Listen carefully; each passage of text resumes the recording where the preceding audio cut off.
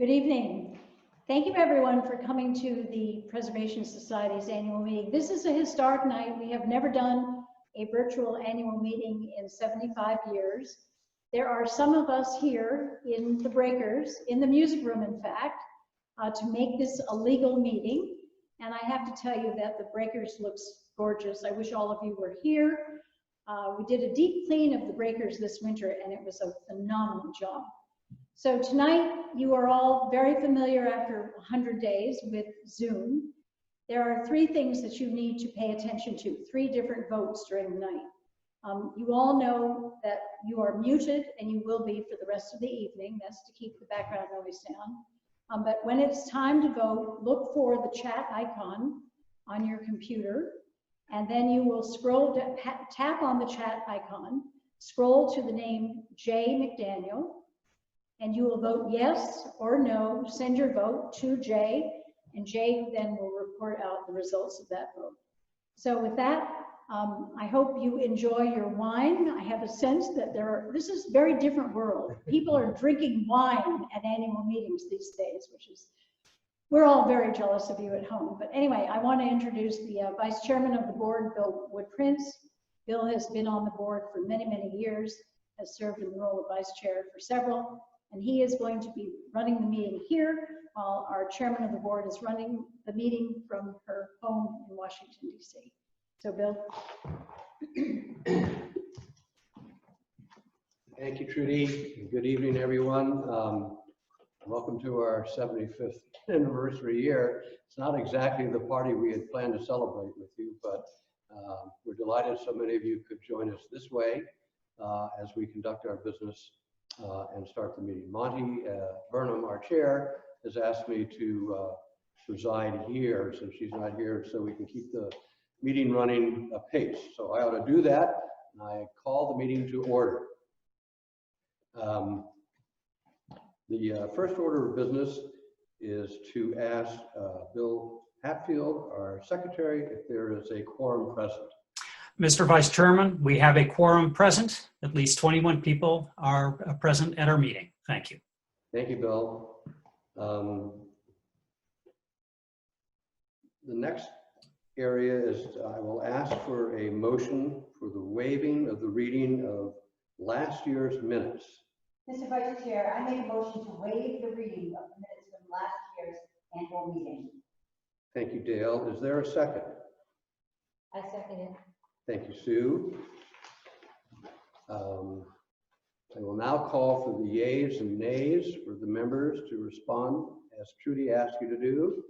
In a few seconds, Jay will tell me what the vote is.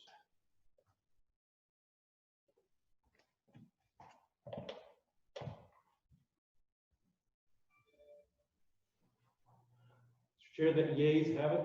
Thank you very much, Jay. The yeas have it. As always, the minutes of our board meetings for the past year are available for inspection by any member at our offices at 424 Bellevue throughout the year. Now it is my pleasure to introduce my boss, Chairman Monty Berman, for her report. Monty? Good evening, ladies and gentlemen. This is, in fact, Monty Burnham. Welcome to the 75th annual meeting of the Board of Trustees of the Preservation Society, albeit a virtual meeting, which makes it two unique events in one. I must tell you, I could not have imagined an annual meeting like this one in my wildest dreams, or perhaps I should say, following Billy, my wildest nightmares. The world around us has most definitely changed. If this were an annual meeting held under normal circumstances, we would be at Rosecliff this evening, with me standing at the podium and you sitting in those wonderfully comfortable ballroom chairs that we all love. Instead, we are in the music room, as Trudy said, at the Breakers, or at least some of us are, with the others, like me, on Zoom.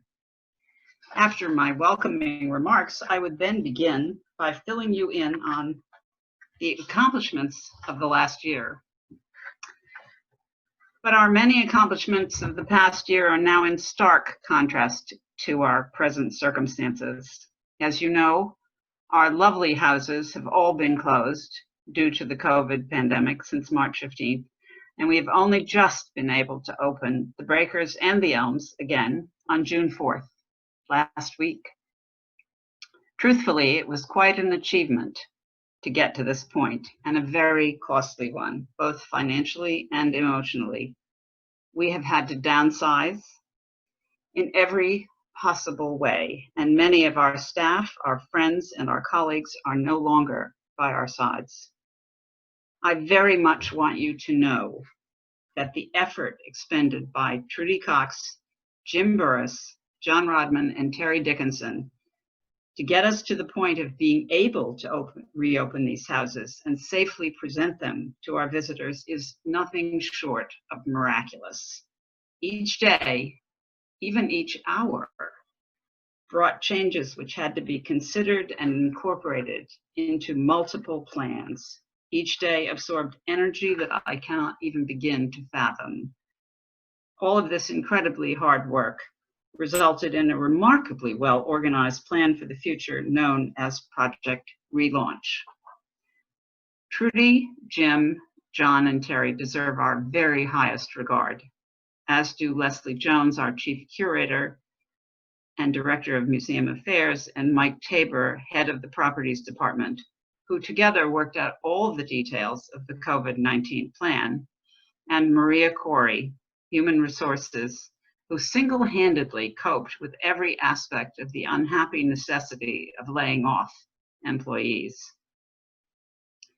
There's no doubt in my mind, nor in the opinion of our Board of Trustees, that we will be able to initiate a new process for directing the mission of the Preservation Society. We will get back to level ground, and along the way we'll become more resilient and nimble, and hopefully we may be able to rehire a number of the employees whom we have had to lay off. I would like to cite two of our most noteworthy accomplishments finished prior to the pandemic closing. Both projects were at the Breakers. The first project was the beautifully restored exit from the original laundry drying yard up to the carriageway. The curving design of the exit is one of the loveliest driveways you will ever see. It required nearly 10,000 pavers, many, indeed, close to most of them hand cut, and even melts its own snow. This restoration was supported by a generous gift from the William H. Donner Foundation. The second accomplishment is the completion of phase 1 of the Breakers Landscape Master Plan, made possible by the generosity of the Van Buren Charitable Foundation. This part of the project includes that section of the Serpentine Path, which winds from the Breakers side gates to the Welcome Center and Cafe. We are deeply grateful for the transformational gift which made this completion possible. These major projects were certainly not the only achievements of last year, but are among the many of which we can all be proud. They also serve as an example for the kinds of successes that we hope lie ahead of us. In the meantime, be aware that even during the period when we have been closed, we have been able to accomplish a number of tasks that otherwise would have interfered with our visitors had we been open, so the time was definitely not wasted. I will conclude by thanking each of you for your significant contributions to the Preservation Society. It is you who share your professional skills and expertise, your wealth of experience, vast amounts of your precious time, and your financial treasure, making this organization the premier collection of historical houses in America, and I think the world. Thank you and cheers to all of you. Those of you who are at home may lift your glasses now. A good idea. Thank you, Monty. I don't know if you at home could hear, but Jay tells me the mic here is very sensitive, and you might have heard some rolling, booming thunder in the middle of Monty's speech. We're having a big thunderstorm here tonight, so you may be glad you are at home. Next, it's my pleasure to call Bill Lucy to give you the treasurer's report. Bill? Thank you, Bill. Good evening. The Preservation Society completed another successful year financially, despite being forced to close the houses in mid-March due to the pandemic. Revenues were over $25 million, up 2.8% from the previous year and only slightly below budget. The gains were led by strong results in admissions, membership sales, and special events. Expenses were $2.72 million, an increase of 3% over fiscal 2019. Our endowment declined 8% from the previous year to $38.65 million. The fund provided over $1.9 million in operating funds to the society. Fortunately, the stock market has rebounded since March 31st, the end of our fiscal year. And ideally, we would have a much larger endowment to provide funds needed to care for the houses, which are valued for insurance purposes at over $1 billion. Until we achieve that lofty goal, we continue to manage the best that we can with what we have. 3 major projects were completed this year. A new exit for visitors from the breakers, phase 1 of the Serpentine Path at the breakers, and a strategic revenue study which generated several new and exciting revenue ideas for the future. Those plans had to be deferred due to the pandemic, but stay tuned for some exciting new programs and events in the future. The challenge to maintain the houses never ceases. Roof replacements continue to be a major expense to the society. Both Marble House and Rosecliff are in need of multi-million-dollar restoration work. Our staff has been a huge part of the success that the Preservation Society has achieved. So it was a bitter day last month when we were forced to furlough 231 employees. We obtained a $2.5 million Paycheck Protection Program loan, which enabled us to maintain full employment for 8 weeks. But when that expired, we had no choice but to reduce staffing to a level which reflects the new normal. We exhausted our lines of credit and probably will not have the usual summer visitation, which generates the revenue, which allows us to routinely pay off those loans each year. The board did approve an extraordinary draw from the endowment to pay for unemployment compensation, which is estimated to be over $2 million this year. So as you see, the pandemic continues to challenge us, but we're survivors. The Preservation Society and the Newport County community will eventually emerge from this pandemic. When we do, the Preservation Society, along with the rest of our community's businesses, will need all of our support and help. I look forward to seeing all of you and enjoying the iconic Newport mansions with you soon. Madam Chair, that concludes my report.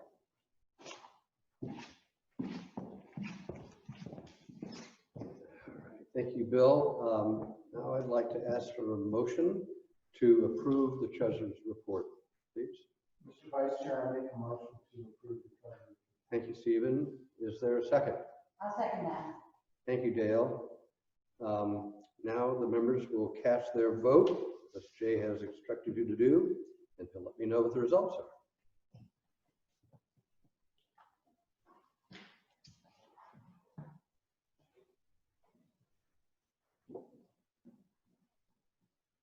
Mr. Chair, the yeas have it. The yeas have it. Thank you all very much. And now our leader of staff, Trudy Cox. Thank you so much, Bill. So if any of you have ever taken a public speaking course, you are advised to never start with a negative. I'm going to start with 2. I'm breaking all the rules. The first negative is that, and I think all of you would agree, the last 100+ days have really been hard. They've been hard on the Preservation Society. They've been hard on each one of us individually. They've been hard on our families. And the second negative is that nobody quite knows what's going to happen in the future. We are really, really in a very interesting world right now, and It's anyone's guess. So what do? Well, the thing that you do is you just have to keep going, right? We have no choice. We have to just keep going, moving forward, moving positively. We have to get through this. We have to somehow break the curse of the coronavirus and get back to normal. And that's exactly what we've been doing at the Preservation Society, as Bill mentioned. We have been working virtually, but we were one of the first institutions in the state of Rhode Island to get a PPP grant. That was incredibly important in order to pay staff at their full rate for 8 weeks. It was a stay of execution, but at least it got us through 8 weeks of important time.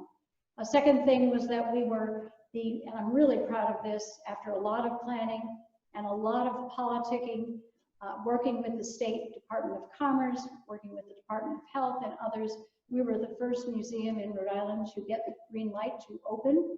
And in fact, last Thursday we did open. We opened the breakers, we opened the elms on a limited basis. How would I portray the last week? I would say that American travelers have yet to get their sea legs. We have done all right. We are certainly not at the levels we were at last year, which is obvious, but I think we'll come back.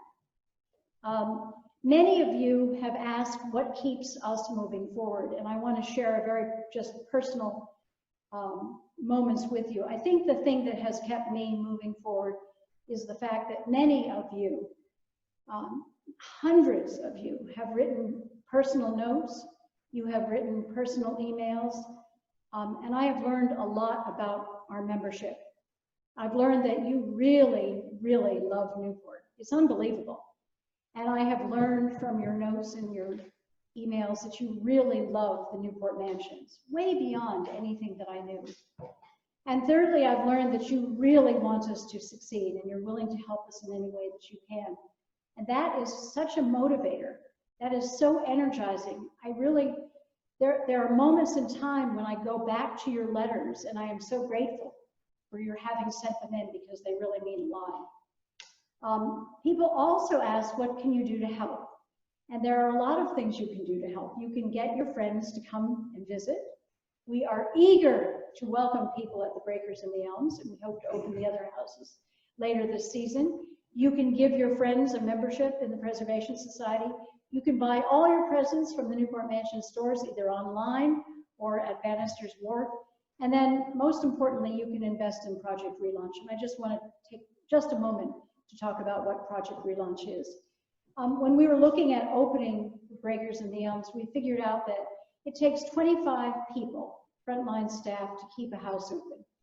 It costs $2,000 a day to keep the Breakers open. It costs $2,000 a day to pay the salaries of those 25 people. So we figured, well, what if we asked our members and our donors to help support that? Buy a day for $2,000, buy a week for $15,000, buy a weekend for $5,000, buy a month for $65,000. And if you do, you get your name on a banner in the front hall of one or the other of the houses. You get your name on a plaque that 100 years from now, people will say, that person really helped this organization. And most of all, you get to help keep people in their jobs at a time when unemployment is high. But more importantly, you help relaunch Newport. Because one of the things I think people forget about the Preservation Society is that our success depends upon or drives the success of every other business on this island. So if we don't make it, nobody else is going to make it. So we have to. That's the mission. That's what is important. If you are still at home and you are looking for things to do, lots is going on our website. Almost every house has been turned virtual, so you can take tours at any time of the day or night. They're fascinating. And several weeks ago, we had an exhibition opening of Becoming Vanderbilt, which is at Rosecliff, yet to be opened. It's a phenomenal exhibit of 4 incredibly interesting women, all Vanderbilt women. The one that I'm going to end with, a story, is about Alva Vanderbilt, who built Marble House and who was a very important suffragist. Women vote 100 years later, from 1920. We are voting today because of much of the work that Alva Vanderbilt did back in the 19-teens.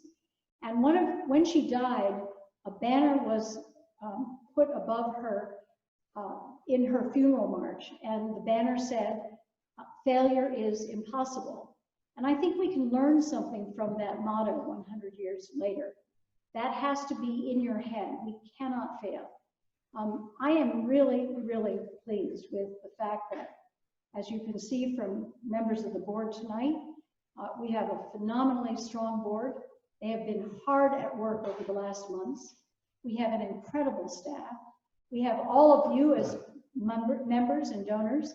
So together, I think we can be successful. Failure is impossible. We learned that 100 years ago from Alvin Vanderbilt. Thank you all very much for being with us. And please support us if you can. And come and visit as soon as you can. Thank you.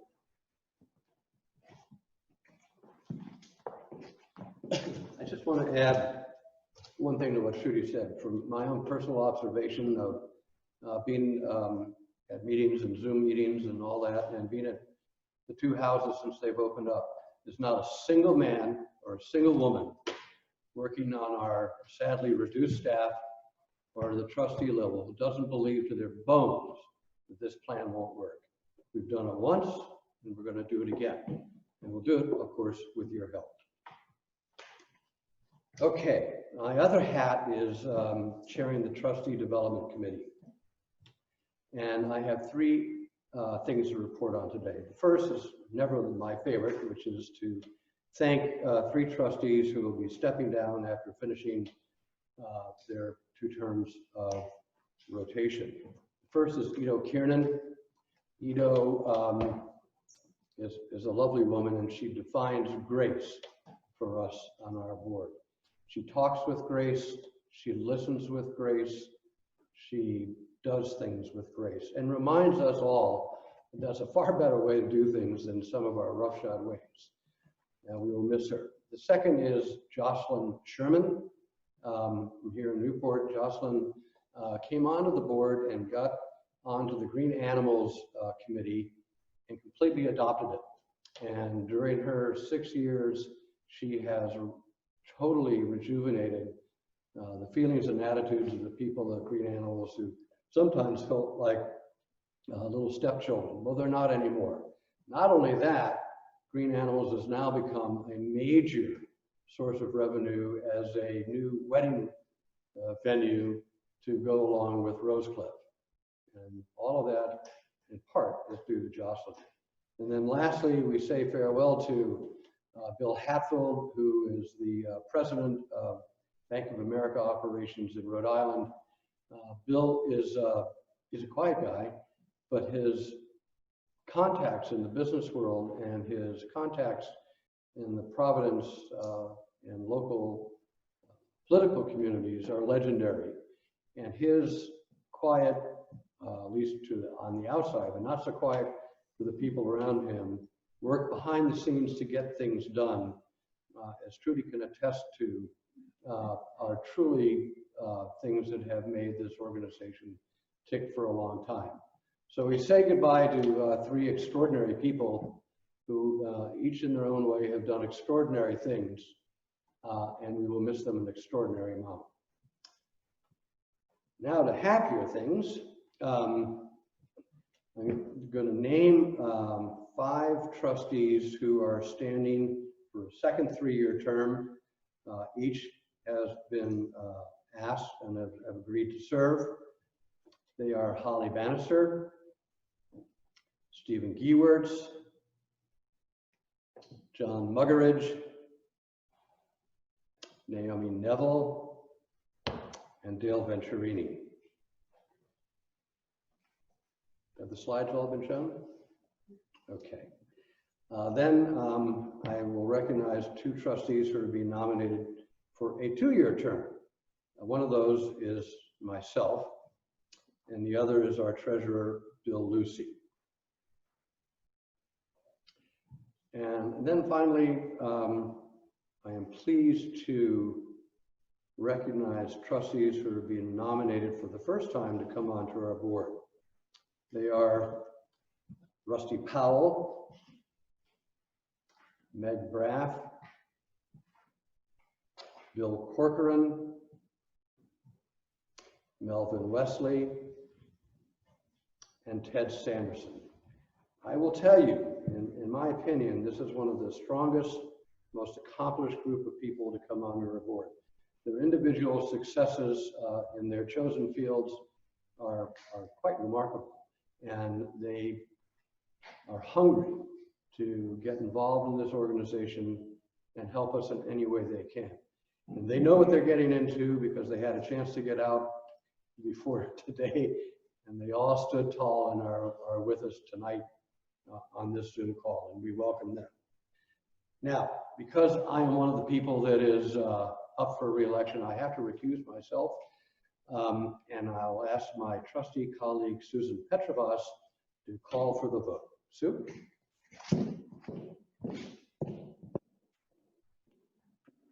Good evening, everyone. May I please have a motion to elect the slate of candidates nominated by the Trustee Development Committee and approved by the Board of Trustees? So moved. Is there a second? Second. Can you please ask for the yeas and nays with the members responding using the Zoom chat function?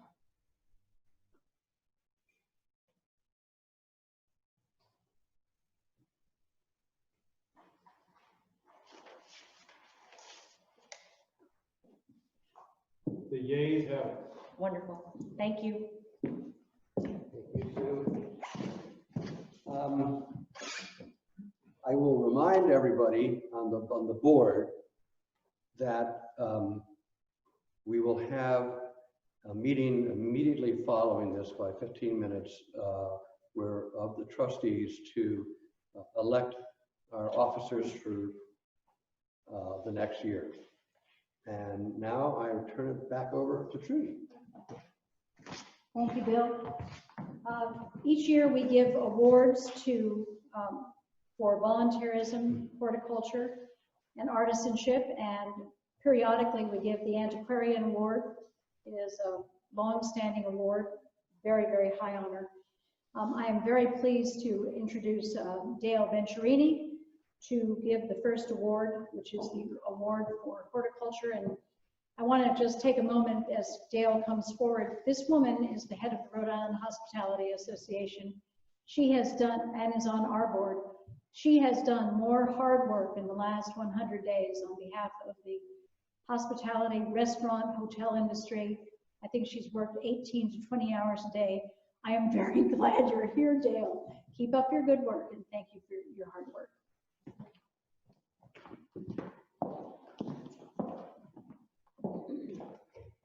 Thank you, Trudy. I'm actually honored to be here because, first of all, I love awards and I love being the one to give out this award in particular. So the Newport Garden Club has been actively involved with the Preservation Society of Newport County and the wider Newport community for many decades, in keeping with their legacy as a community-oriented organization. Its members have been involved in a myriad of community projects, such as planting the trees on Broadway Avenue, the maintenance of gardens and plantings at the Newport Bird Sanctuary and at Whitehall. During the winter holidays, the club decorates the doors of the Colony House, the Edward King Center, and some of the Preservation Society houses. Every summer, its members provide invaluable support to the Newport Flower Show, hosted annually by the PSNC since 1995. The members serve as event chairs, committee chairpeople, judges, exhibitors, and event volunteers. And each year, the club participates in the event's Horticultural Garden Club Challenge. In particular, we would like to recognize the incredible community work that the Newport Garden Club has done for the Newport Public Library.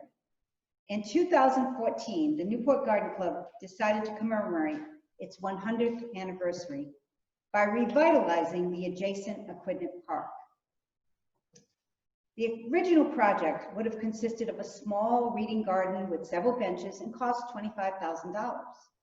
However, after consultation with landscapers and the city of Newport, the scope of the project expanded significantly. After a complete redesign and nearly 6 years of fundraising, the now $200,000 project was completed and dedicated in 2019. The beautiful park includes curving pathways with period lanterns, new trees, and dedication benches along the path and surrounding the small island centerpiece. New pathways now connect the Newport Library and the Edward King Senior Center up on the hill. With such a history of community involvement, and as I have just described, and with their having brought so much beauty to Newport and its environs, the Preservation Society is pleased to present the Laurel Award for Horticulture to the Newport Garden Club. Please join me in congratulating this wonderful organization.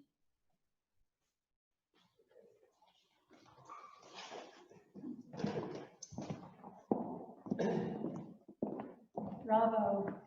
And our own Sue Petrovas, who is on the Garden Club, and Bill Lucy's wife is the former chair. Is she still, Bill? She is. She is? Okay. Oh, she's on tonight. Yeah. Well, Kate, congratulations. And Jocelyn Sherman, who is a retiring board member, so we've had a lot of good connections with the Garden Club. It is now my great honor to introduce Janet Robinson, another member of our board and a member of our executive committee, who is going to present the Laurel Award for Artisanship. I do want to tell you that we will have a real ceremony handing out the awards to the award winners later in the season, but we wanted you to understand why these people, these institutions are getting the awards, because their achievements are really great. So, Janet. For more than 20 years, Allison Dufty has worked her magic to successfully tell the story of the Preservation Society's Gilded Age properties and the families whose fortunes created such architectural treasures. Allison began her collaboration with the Preservation Society in 1999, when she was given the assignment to create the Society's first audio tour. The location chosen for the inaugural tour was the Elms. Allison collaborated with the Preservation Society's partner company, Antenna Audio, to translate the magic of the Elms into a storytelling experience that captivates the visitor's imagination to this day.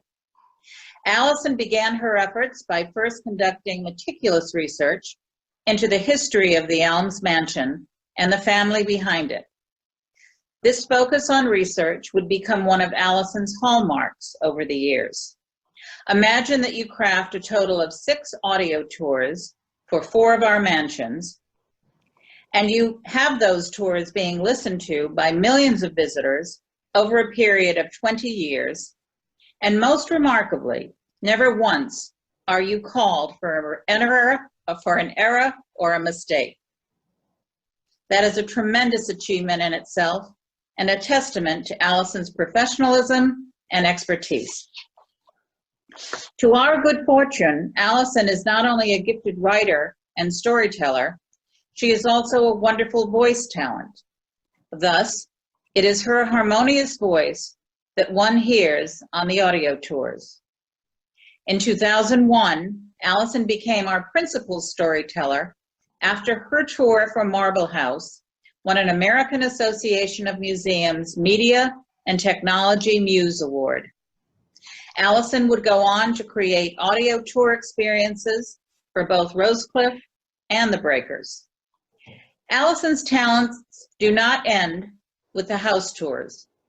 She co-wrote and narrated a 45-minute HD DVD about the Preservation Society's houses, one of the very first HD productions in the country and a bestseller in our stores. Allison would go on to create a GPS guided tour of the Chateau Saumur landscape, as well as become the voice of several installations and exhibitions, including the 2018 Bohemian Beauty and the Columba installation at the Elms, as well as the Nicholas Party installation at Marble House in 2019. Allison Dufty has overseen the evolution of the tour experience at the Preservation Society in superb fashion, making her the perfect choice for this year's Laurel Award for Artisanship. I know you will all join me in congratulating her. Congratulations, Allison.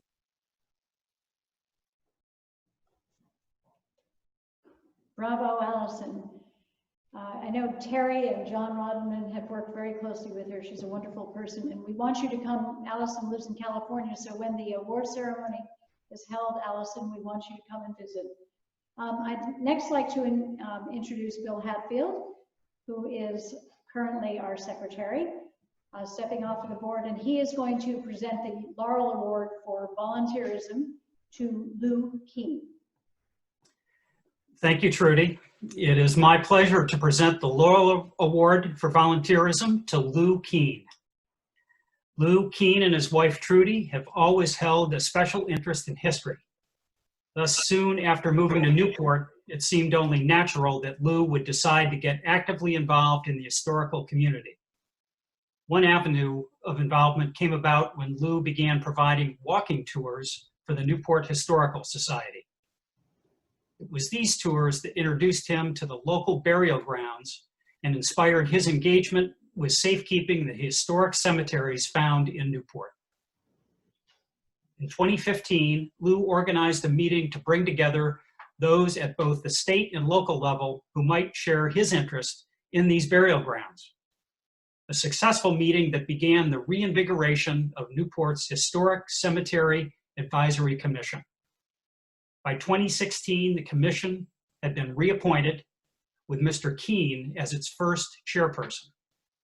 Under his effective leadership, the organization has been involved with many different sites, with a particular focus on the conservation of the common burial ground and God's Little Acre.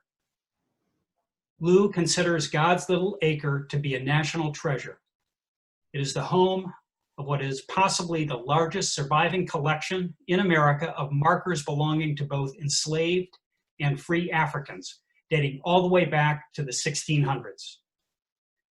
Lou has worked tirelessly to protect this important site from the ravages of time. He has helped to secure grants, including his collaborating with the Preservation Society to secure an African American Cultural Heritage Action Fund grant of $50,000 from the National Trust for Historic Preservation to conserve headstones at God's Little Acre. Lou has also been integral in the study and documentation of previously undocumented stones, especially those in the Brahmin and Old City cemeteries. The Historical Cemetery Database makes this documentation, gathered from professionals and volunteers like Lou, available to researchers both here in the United States and abroad.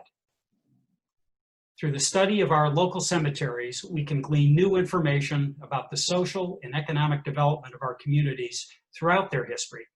And we thank Lou Keene for his important role in preserving these important resources for generations to come. An ardent supporter of the Preservation Society since he first arrived in Newport, Lou's giving of his time to help make Newport a better place is truly admirable. For his selfless efforts, it is with much pleasure that we award Lou Keene the Laurel Award for volunteerism. Please join me in congratulating Lou.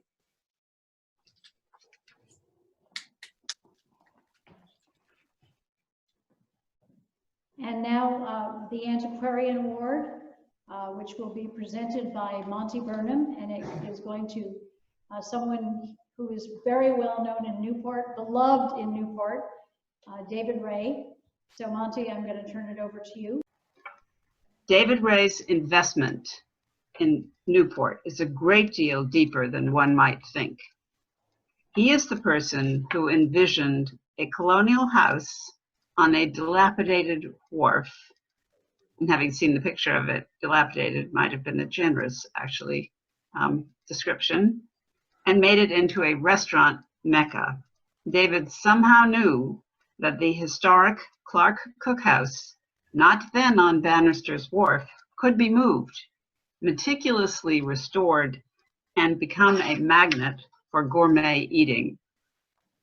David bought the Clark Cookhouse for $1 and had it moved to the wharf. The purchase price has a role to play here, but not in monetary value, but rather in the fact that the image of George Washington on the bill was painted by Gilbert Stuart, the famed portraitist who lived with his family as a child on Bannister's Wharf. Who else but David would have known that as a part of Newport history? Over the years, David would do much more, quietly and behind the scenes, to support and preserve Newport's sense of place. He was a founder of the New York Yacht Club at Harbor Court. He purchased Catherine Warren's early Federal-style home on Mill Street, carefully restoring both it and its garden. Originally designed by landscape architect Christopher Tennard, the garden itself is a nationally acclaimed treasure. What we do today is tomorrow's history. David knows this now, and must have subconsciously known this many years ago when he began to make his dreams our reality. For his visionary efforts in making Newport a contemporary destination while preserving its many layers of history, we are honored to confer on David Ray the Antiquarian Award for distinguished service and untiring devotion to making Newport a very special place to visit and live. Our congratulations, David. Thank you so much.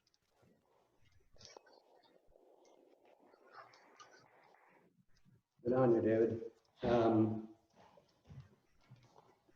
Before we get to the end section here, there's a couple of people who have labored very hard for the past week or so, knowing that we were going to have a Zoom meeting with some 300 members signed up, plus other people, wives, other trustees that couldn't be here.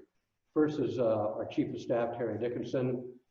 You don't see him, he's running around in the back, quietly getting everything done, just like he always does. There's not a person who's on the least on the trustee level who hasn't relied on Terry at some point in time. You ask him a question, you can go home and have dinner and have a drink because you know it's going to get done and done right. Thank you, Terry.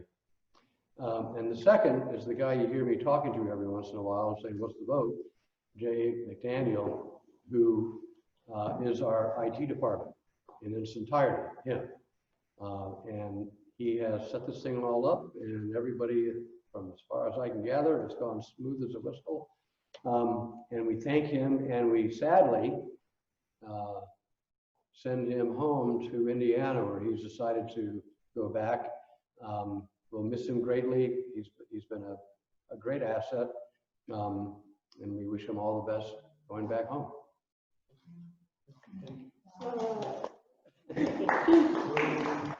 Okay, so trustees, it is now 14 minutes of 7, so we will have our trustee meeting at 7.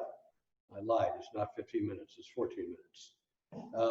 I now ask if there can be a motion to adjourn this annual meeting. Mr. Chair, I make a motion to adjourn the annual meeting. Thank you, Stephen. Is there a second? I'll second. Thank you, Sue. Thank all of you members who have attended and spent the time to be with us in this awkward situation. We'll see you next year. I declare this meeting adjourned.